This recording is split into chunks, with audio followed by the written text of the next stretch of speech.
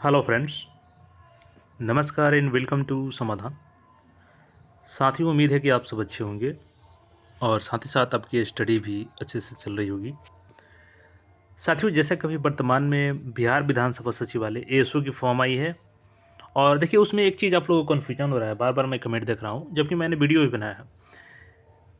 कुछ लोगों को कन्फ्यूजन है कि जनरल का एक विजिट नहीं है, लेकिन मैं आपको बता दूं कि देखिए पोस्ट की संख्या 50 से बढ़ करके 79 हो चुकी है और उसमें यूआर की बात करें तो केवल यूआर की यहाँ पे 43 सीट है। तो देखिए कन्फ्यूजन बना रहे हैं आप लोग, फॉर्म जरूर भरिएगा, ठीक है। जनरल के जो भी अभ्यर्थी हैं 43 सीट है। इसके अलावा आप लोग का लगातार कमेंट आ रहा था कि सर 2018 का जो पेपर है उसको भी एक बार करवा दीजिए। तो बिल्कुल मैं यहाँ पे 2018 का पेपर आपको करवा दे रहा हूँ और आगे भी पेपर करवाते रहूँगा जैसा भी इसका पेपर अवेलेबल होते जाएगा। तो चैनल से जुड़े रहिएगा। अब चलिए पूरे डिस्कशन को हम लोग देखते हैं एक एक करके सभी क्वेश्चंस को। 2018 में एग्ज़ाम्स हुए थे, उसका जो ऑफिशियल क्वेश्चन था, क्योंकि उस समय क्या हुआ था कि सीबीटी एग्ज़ाम हुआ था तो जल्दी मिलता नहीं है क्वेश्चन, तो काफ़ी मेहनत करने के बाद ये क्वेश्चन मिला है। और ये आपका जो 24 दिसंबर को एग्ज़ाम हुआ था 2018 में, उसका सेकंड शिफ्ट का क्वेश्चन है। तो आइए हम लोग पूरे 100 के 100 क्वेश्चन यहाँ पे लिए हैं और इसको देखते हैं। तो इसमें जो पहला क्वेश्चन था आपका, पूसा रूबी का एक किस्म है। तो 4 ऑप्शन है आपका, पत्ता गोभी, बैंगन, टमाटर, प्याज। तो इसमें राइट आंसर हो जाएगा आपका टमाटर। और ये शीत ऋतु, ग्रीष्म ऋतु, वसंत ऋतु सभी में इसका उत्पादन किया जाता है। और साथ ही साथ ये आपका याद रखेंगे कि IARI ने इसको किया था, यानी इंडियन एग्रीकल्चर रिसर्च इंस्टीट्यूट, भारतीय कृषि अनुसंधान संस्थान ने इसको विकसित किया था, पूसा जो किस्म है टमाटर का। नेक्स्ट क्वेश्चन देखेंगे इसमें। तो जो नेक्स्ट क्वेश्चन हम लोग का पूछा गया था, दूसरा क्वेश्चन ये है आपका कि निम्नलिखित में से किस देश में बुजकुशी एक राष्ट्रीय खेल है। अब देखेंगे यहाँ पे 4 ऑप्शन दिए गए हैं। तो देखिए बुजकुशी का ये एक अफगानिस्तानी का शब्द, अफगानी शब्द है ये, और इसका अर्थ होता है बुजकुशी का कि बकरी पकड़ना। तो अफगानिस्तान में क्या होता है कि प्रत्येक शुक्रवार को वहाँ पे बकरी पकड़ने का खेल खेला जाता है और वहाँ पे हज़ारों हज़ार की संख्या में लोग जाते हैं और इस खेल को खेलते हैं। बकरी पकड़ने का वहाँ पे खेल खेला जाता है। तो ये अफगानिस्तान का एक राष्ट्रीय खेल है बुजकुशी, जिसमें अर्थ होता है बकरी पकड़ना। अगला जो क्वेश्चन है इसमें आपका कि मुजफ्फरपुर, बिहार राज्य में मुजफ्फरपुर में बिहार साइंटिफिक सोसाइटी किसने शुरू किया था। तो इसका राइट आंसर हो जाएगा आपका सैयद इमदाद अली, सैयद इमदाद अली। इसके बारे में और डिटेल्स में देखेंगे।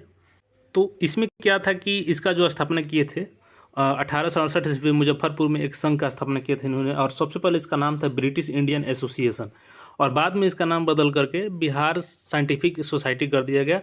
और इसका मुख्य उद्देश्य क्या था कि पूरे भारत में सभी प्रकार के ज्ञान का प्रसार करना, खास करके जो यूरोपीय ज्ञान है, वैज्ञानिक ज्ञान, उसको प्रसार करना था।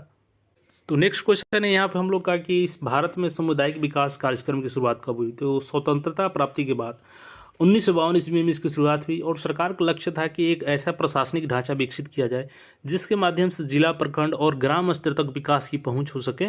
तो इसके लिए 1952 में सामुदायिक विकास कार्यक्रम का शुरुआत किया गया और इसमें विकास के ढांचे को विकसित किया गया प्रशासनिक ढांचा के रूप में। यहाँ पे देखेंगे तो 5वां नंबर जो क्वेश्चन है कि निम्नलिखित में से किसे उनके मोरिया होला उपन्यास हेतु असमी साहित्य के लिए 2018 में साहित्य अकादमी पुरस्कार दिया गया था। तो यहाँ पे हो गया जयंत माधव बोरा हो गया इसका राइट आंसर। हालांकि ये उस समय का करंट अफेयर क्वेश्चन था तो अभी के लिए इंपॉर्टेंट नहीं है, लेकिन इसका एक संदर्भ है उसको याद रखेंगे कि ये जो साहित्य का नोबेल पुरस्कार होता है वो 24 भाषाओं में दिया जाता है। क्योंकि आमतौर पर आप जानेंगे कि 22 भाषा जो होता है जो हमारे संविधान में उसको शामिल किया गया है। उसके अलावा आपका एक राजस्थानी और अंग्रेजी 2 अतिरिक्त भाषाओं को दिया जाता है। तो ये भी क्वेश्चन आपसे पूछा जा सकता है कि 22 भाषाओं के अलावा कौन से भाषा में साहित्य पुरस्कार दिया जाता है, और उसमें ऑप्शन दे दिया जाएगा। तो आपका राइट आंसर राजस्थान रहेगा, तो राजस्थानी और या तो अंग्रेजी। चलिए अगले क्वेश्चन की तरफ चलते हैं और यहाँ पे देखते हैं 6ठा नंबर क्वेश्चन। तो ये भी करंट अफेयर था उस समय का। प्रधानमंत्री नरेंद्र मोदी ने पाकयोंग में किस भारतीय राज्य के पहले हवाई अड्डे का उद्घाटन किया है। तो इसका आपका राइट आंसर हो जाएगा यहाँ पे सिक्किम। तो सिक्किम का उद्घाटन किया गया था और उस समय का ये भारत का 100वां हवाई अड्डा था। और ये खास करके इम्पोर्टेंट है क्योंकि इसका डिस्टेंस जो था वो चाइना से 60 किलोमीटर की दूरी पर स्थित है। जो ये पाकयोंग जो यहाँ पे बनाया गया था हवाई अड्डा सिक्किम राज्य में। उसके बाद देखेंगे तो अगला क्वेश्चन है कि निम्नलिखित में से बिहार का कौन सा पहला अंग्रेजी समाचार पत्र था। तो इसका राइट आंसर हो जाएगा आपका द बिहार हेराल्ड। तो बिहार हेराल्ड ये बिहार का पहला अंग्रेजी समाचार पत्र था और इसकी शुरुआत 1875 ईस्वी में की गई थी। तो इसका डिटेल संदर्भ देख लीजिए ताकि आपको क्वेश्चन ये काम आ सकता है। बिहार का पहला अंग्रेजी अखबार द बिहार हेराल्ड था, जिसका गुरु प्रसाद सेन के द्वारा 1875 ईस्वी में शुरुआत की गई थी और 1881 ईस्वी में इंडियन क्रॉनिकल नामक एक और अन्य समाचार पत्र पटना से प्रकाशित हुआ। इसके अलावा 20वीं शताब्दी की शुरुआत में द मदरलैंड और बिहार स्टैंडर्ड नामक दैनिक प्रकाशन शुरू हुआ। देख सकते हैं वही क्वेश्चन है, शायद ये रिपीट क्वेश्चन है। 2018 में सिक्किम का पहला हवाई अड्डा का उद्घाटन कहाँ किया गया? तो ये क्या हो जाएगा आपका? पाकयोंग में हो जाएगा आपका, जो कि 60 किलोमीटर की डिस्टेंस पे स्थित है चाइना से। और अगला इसमें क्वेश्चन देखेंगे। तो अगला जो क्वेश्चन हम लोग का, निम्न में से कौन सी वे नई प्रजातियां हैं जो केरल के पेरियार टाइगर रिजर्व में शोधकर्ताओं के एक समूह के द्वारा टैरोनिमिकस जीनस के संबंधित खोज प्रजातियों में से एक है? तो ये उस समय का करंट अफेयर है, अभी इंपॉर्टेंट नहीं है, चलिए इसको छोड़ देते हैं और नेक्स्ट क्वेश्चन की तरफ बढ़ते हैं। और ये भी यहाँ पे देख सकते हैं कि 2018 के रैंकिंग के अनुसार निम्नलिखित में से कौन विश्व के प्रथम टेनिस चैंपियन है? चलिए ये करंट अफेयर ये काम का नहीं है। और यहाँ पे देख सकते हैं कि Norwegian academy of science and letters ने किस वर्ष 2018 के लिए एबेल पुरस्कार का विजेता हुआ है? तो ये भी करंट अफेयर था उस समय का।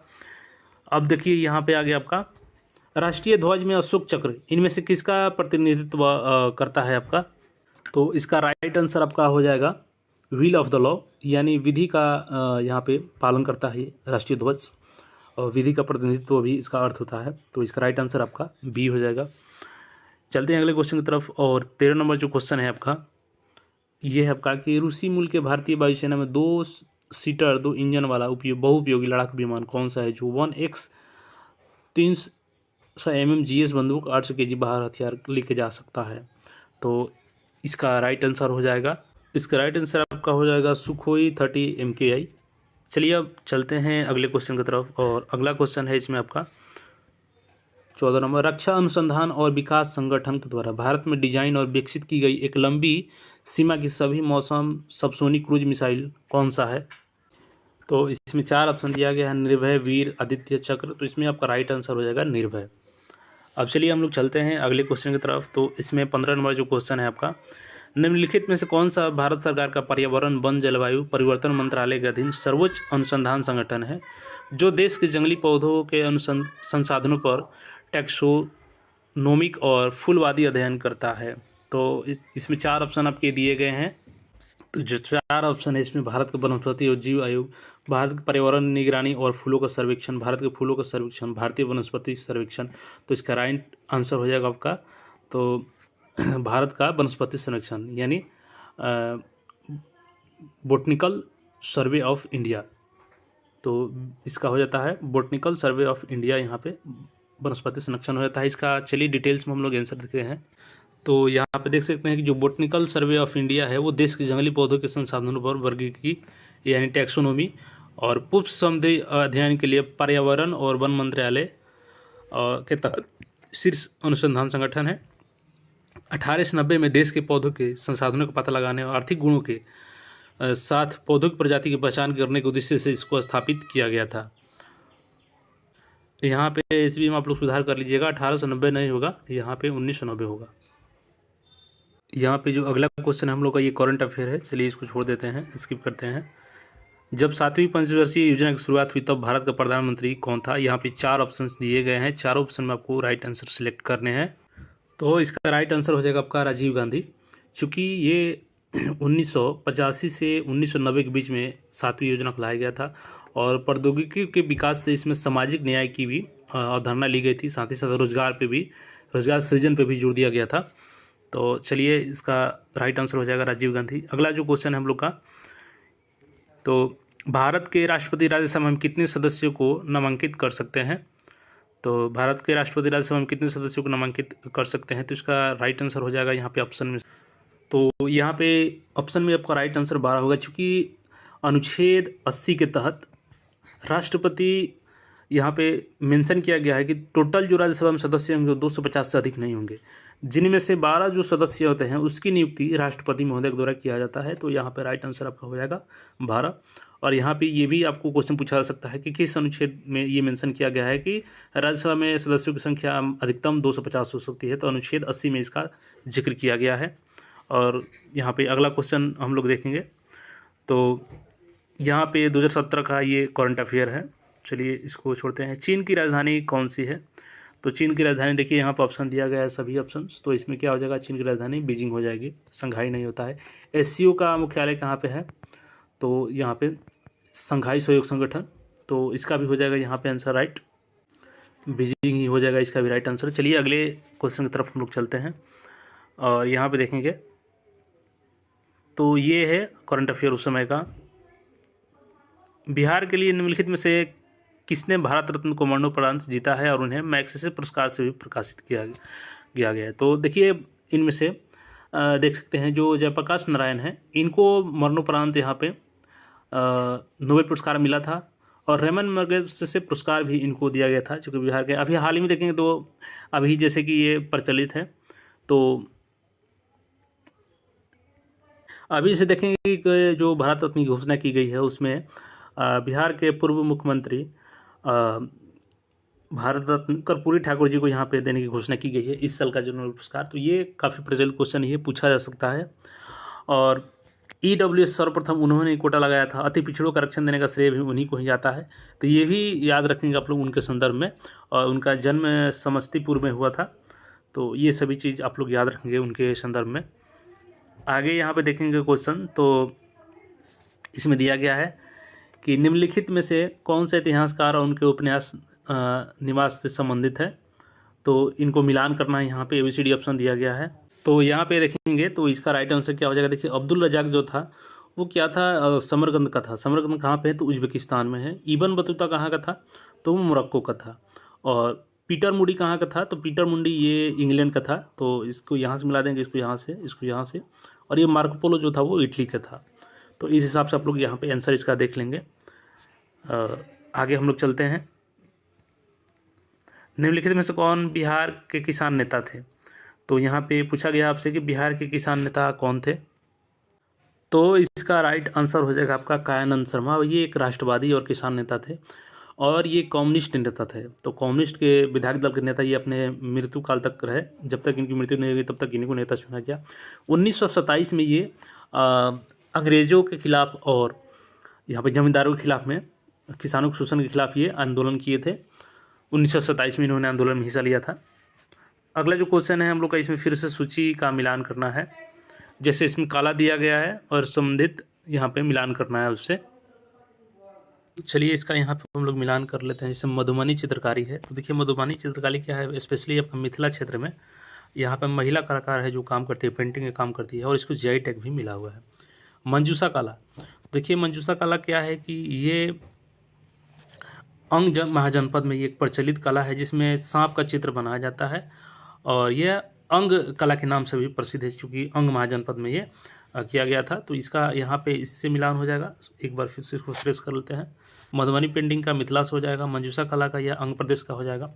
और पत्थरकट्टी जो है ये आपका, ये कारीगर पत्थर पर काम करते हैं और ये पत्थर जो होता है गया में ये प्रसिद्ध है ये कला, पत्थरकट्टी कला।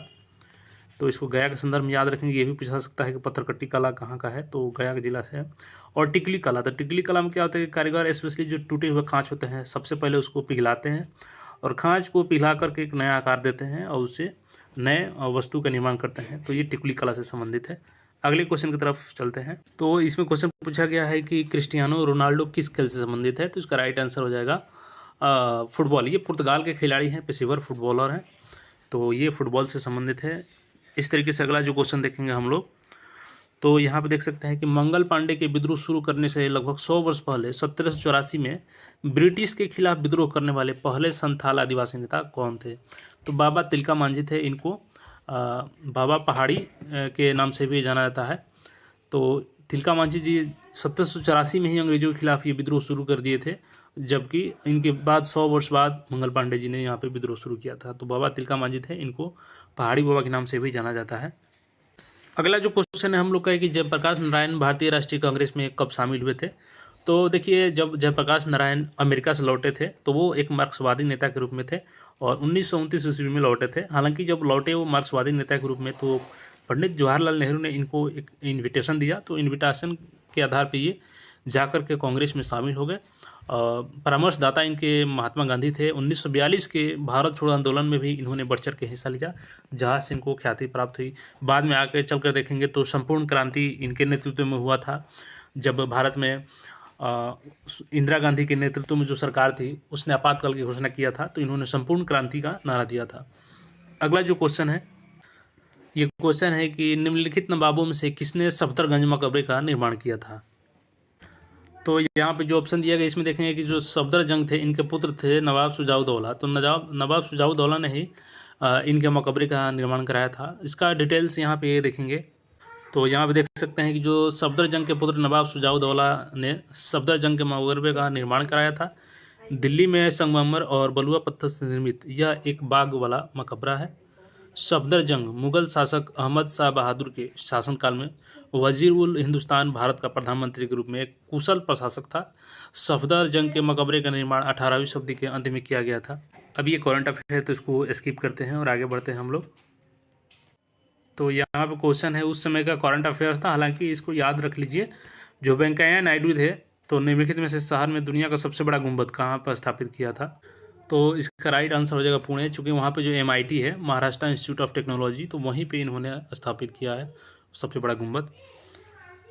अगला जो क्वेश्चन है इनमें से कौन सा भारतीय राष्ट्रीय ग्रामीण स्वास्थ्य मिशन कार्यक्रम है जो देश के हर गाँव में एक प्रशिक्षित महिला समुदाय स्वास्थ्यकर्ता प्रदान करता है। तो इसमें क्या हो जाएगा आपका आशा। यहाँ पे इकोनॉमिक्स ये क्वेश्चन है कि निम्नलिखित में से कौन सा आर्थिक एवं सांख्यिकी निदेशालय कृषि मंत्रालय कार्य है। तो देखिए इसका कार्य क्या होता है कि जो साप्ताहिक या दैनिक थोक मूल्य होते हैं, आवश्यक वस्तु की खुदरा कीमतों और कृषि फसलों की कीमतों का संग्रहण करना इसका मुख्य कार्य होता है। अगला जो क्वेश्चन है इसमें कि भारत में केंद्रीय मंत्रिमंडल की बैठकों की अध्यक्षता कौन करता है। तो कौन करता है इसमें आपका प्रधानमंत्री करते हैं। उसके बाद से आपका क्वेश्चन हो गया इसमें निम्नलिखित में कथनों को पढ़ें और सही विकल्प को चुनें। राज्यसभा भारतीय संसद का उच्च सदन है, लोकसभा भारतीय संसद का निम्न सदन है।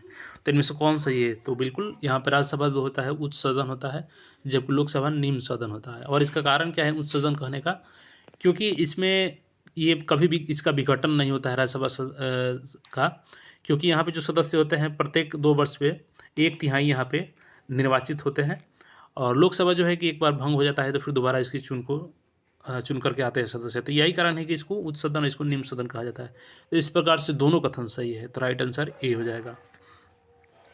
अगला जो क्वेश्चन है आपका इसमें कि निम्नलिखित में से कौन सा संवैधानिक याचिका रीट का शाब्दिक अर्थ है वी कमांड परम आदेश। तो परम आदेश क्या है, तो उसको इंग्लिश में क्या कहा जाता है, यही है। तो परम आदेश का क्या होता है यहाँ पे मैंडेमस कहा जाता है। तो याद रखेंगे परम आदेश को मैंडेमस भी कहा जाता है। अगला जो क्वेश्चन है हम लोग का कि भारत में 73वां संविधान संशोधन अधिनियम कब पारित किया गया था। तो देखिए जो 73वां संविधान संशोधन अधिनियम है वो किससे संबंधित है, तो पंचायती राज संस्था से संबंधित है। और पंचायती राज संस्था में कितने विषय शामिल हैं, तो 29 विषय शामिल हैं। अब ये पारित कब किया गया था, तो इसका राइट आंसर आपका हो जाएगा। तो देखिए जो 73वां संविधान संशोधन है 1992 एक्ट है, और ये बना था कब, ये लागू कब हुआ था, तो 24 अप्रैल 1993 से लागू हुआ था और बन गया था कब, तो 1992 में।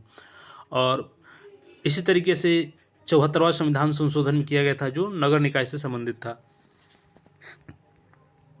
राज्यसभा के सदस्य का कार्यकाल कितने समय का होता है, तो इनका क्या होता है 6 वर्ष का होता है। राज्यसभा का सदस्य यहाँ पर लिखा है, तो आप लोग देखिए ऑप्शन में क्वेश्चन जो पढ़ेंगे ध्यान से, चूंकि अगर यहीं पे लिख देता कि राज्यसभा का कार्यकाल कितना होता है तो क्या हो जाता, ये हो जाता अस्थायी। लेकिन राज्यसभा का सदस्य पूछ रहा है तो 6 वर्ष का होगा, क्योंकि राज्यसभा कभी भंग नहीं होता है। तो राज्यसभा का कार्यकाल अपने आप में अस्थायी होता है, जबकि उसके सदस्य का कार्यकाल 6 साल का होता है।